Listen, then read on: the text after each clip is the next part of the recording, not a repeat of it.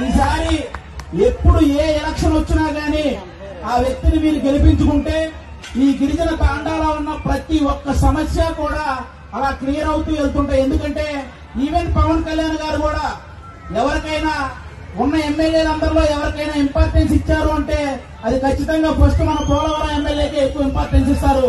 కాబట్టి ఆయన్ని ప్రతిసారి గెలిపించుకునే బాధ్యత మీ మీద ఉంది. ఎందుకంటే చాలా మంచి వ్యక్తి.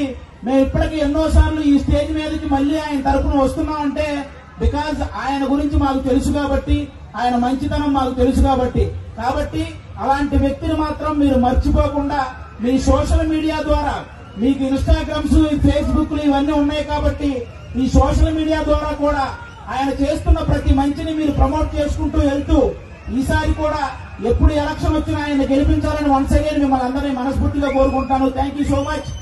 ఓకే, ఇప్పుడు మన ఎంటర్టైన్మెంట్ లోకి వెళ్దాం. ఓకేనా?